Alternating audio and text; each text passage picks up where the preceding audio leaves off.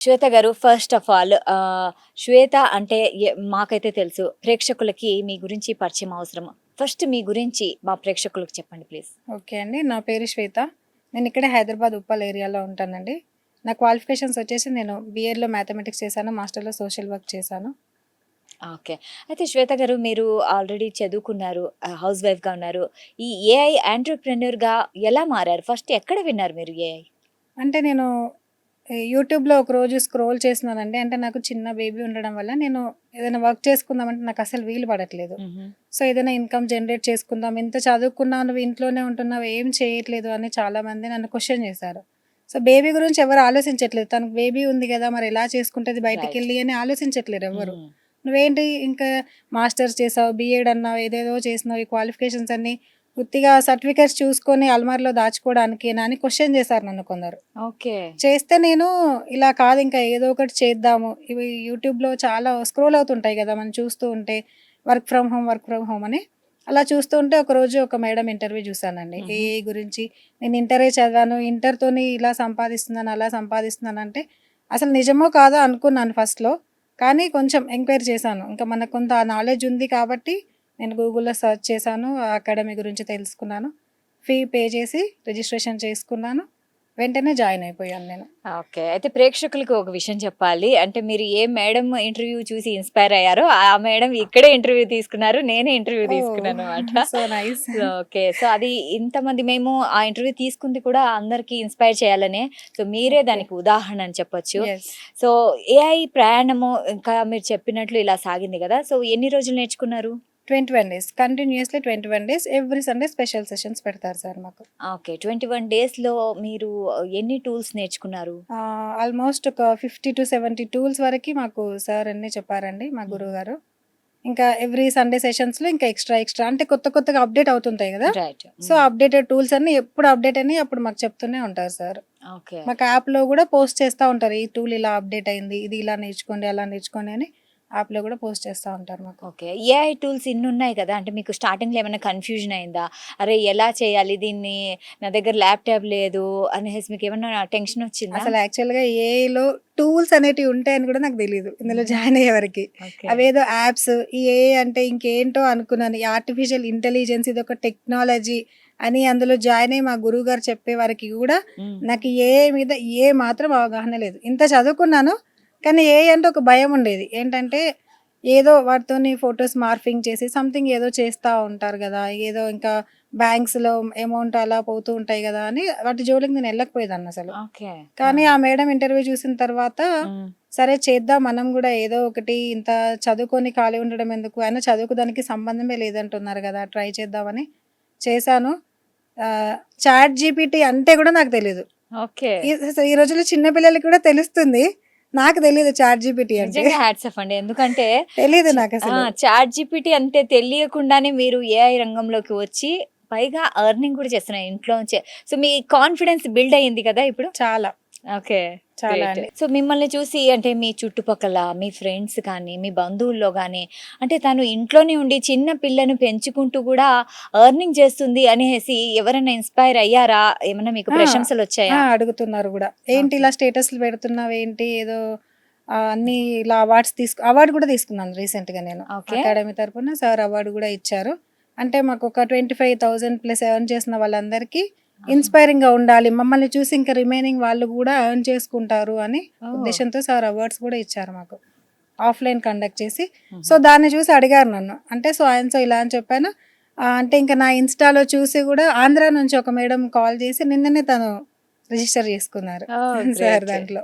అయితే మీరు ఏఐ టూల్స్‌ని అంటే మీ ప్రాజెక్ట్స్ ఎలా ఉంటాయి? అంటే మీకు ఎలా ప్రాజెక్ట్స్ అప్రోచ్ అయితే మీరు ఎలాంటి వర్క్ చేసిస్తారు? ప్రాజెక్ట్స్ అంటే అడ్వర్‌టైజ్‌మెంట్స్ ఎక్కువొస్తాయండి. హుహు. ఎక్కువ బిల్డర్స్ నుంచి. హుహు. అంటే నాకు డైరెక్ట్ రాలేదు. ఇప్పుడు ఇందులో కమ్యూనిటీలో పరిచయమైన వాళ్ళందరూ హుహు. నేను సో అండ్ సో వర్క్ చేస్తున్నాను, ఏమన్నా ఉంటే నాకివ్వండి అని నేను వాళ్ళకి చెప్పాననమాట. హ్మ్. ఎందుకంటే మనకు స్కిల్ మనలో దాచుకుంటే వాళ్ళకి తెలీదు. హ్మ్. ఇప్పుడు నేను ఇలా చేస్తున్నానని మీకు చెప్తేనే కదా తెలుస్తుంది. అవును. సో, నేను వాళ్ళకి చెప్పుకున్నాను, మీకేదన్నా ఆపర్చునిటీ నాకేదన్నా ఉంటే ఇప్పించండి, నేను చేస్తాను. సో అండ్ సో అని నేను కొన్ని చేసినవి ఎగ్జాంపుల్స్‌గా ఉంటే చూపించాను. హుహు. సో, నాకు దానివల్ల ఆపర్చునిటీస్ వచ్చాయి కొన్ని స్టార్టింగ్‌లో.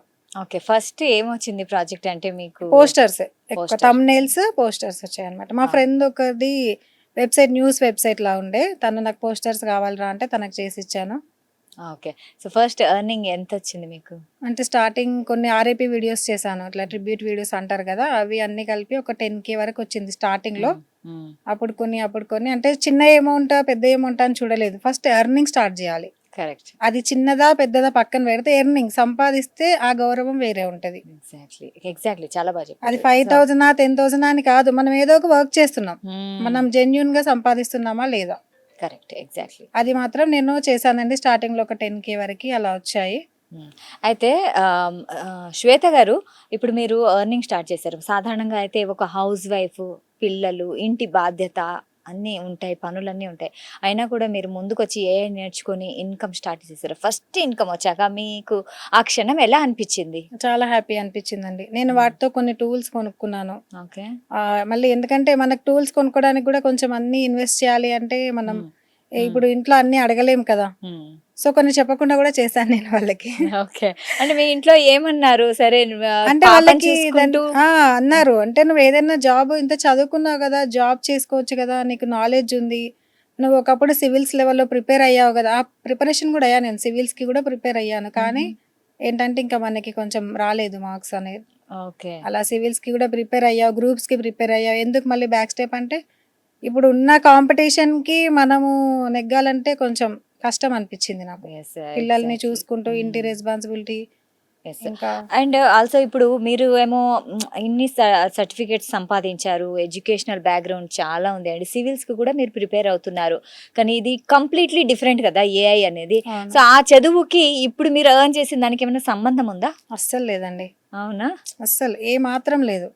ఎందుకంటే ఇది ఏ టూల్స్ అంటే దీంతో మనం వేరేనే ఉంటుంది. అసలు సాంగ్స్ క్రియేట్ చేసుకోవచ్చు, పోస్టర్స్ క్రియేట్ చేసుకోవచ్చు, ఏదైనా వీడియో జనరేట్ చేసుకోవచ్చు. మనకు చదువులో కూడా ఏఐని ఉపయోగించుకోవచ్చు. మనకి డౌట్ ఉన్నా కూడా ChatGPTని అడిగితే అది ఎక్కడి నుంచి సెర్చ్ చేసుకుంటుందో తెలియదు, ఆ డౌట్ కి ఎగ్జాక్ట్ ఆన్సర్ మనకి ఇచ్చేస్తుంది ChatGPT.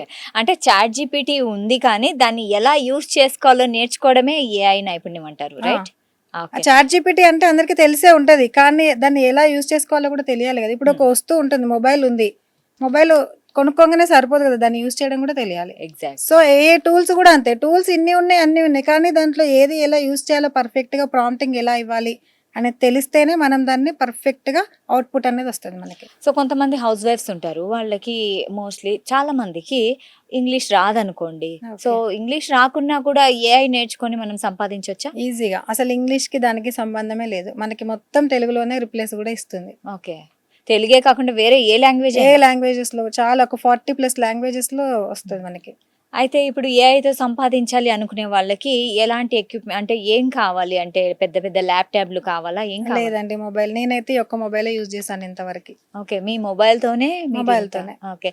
మంత్లీ ఎంత ఇన్కమ్ సంపాదిస్తున్నారు ఇప్పుడు? మంత్లీ అంటే ఏం లేదండి, నేను యాక్చువల్గా మా అకాడమీలో జాయిన్ అయ్యాక మళ్ళీ ఉమెన్స్ క్లబ్ అని ఒకటి పెట్టారు సార్. అందులో ఏంటంటే ఉమెన్కి ఒక మినిమం ఒక తన టార్గెట్ ఎలా పెట్టుకున్నారంటే ఒక 10,000 బిజినెస్ ఉమెన్ని తయారు చేయాలి.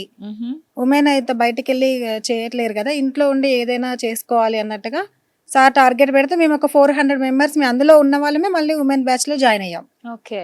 మాకు బిజినెస్ స్ట్రాటజీస్ అన్ని అందులో చెప్తాము ఎక్కువ అని అంటే జాయిన్ అయ్యాము. సార్ చెప్పారు డైలీ మీరు ఇలా ఉంటుంది అలా ఉంటుంది, మీరు బయటకు వెళ్ళండి, తెలుసుకోండి ఎక్కడ ఎలాంటి ప్రాబ్లం ఉంది, ఆ ప్రాబ్లంకి మీరు సొల్యూషన్ ఎలా ఇవ్వగలుగుతారు, మీరు ఇవ్వగలుగుతారా లేదా తెలుసుకొని దానికి తగినట్టు ఏదన్నా ఒక ఆపర్చునిటీ మీరే క్రియేట్ చేసుకోవాలి. మీకోసం ఆపర్చునిటీస్ రావు ఇంటి వరకు, మీరే వెళ్ళి ఆపర్చునిటీ క్రియేట్ చేసుకోవాలి. ప్రాబ్లం ఉంది అంటే దానికి సొల్యూషన్ మీరు ఇవ్వగలగాలి అని అలా మోటివేట్ చేస్తే నేను ఒక 4-5 ఈవెంట్స్కి వెళ్ళానండి. బయట వెళ్తే అక్కడ ఎక్కడ చూసినా ఇలా ఉమెన్కి అందరూ ఇంట్లో ఉండి మేము ఏం చేయలేకపోతున్నాం ఇదే ప్రాబ్లం.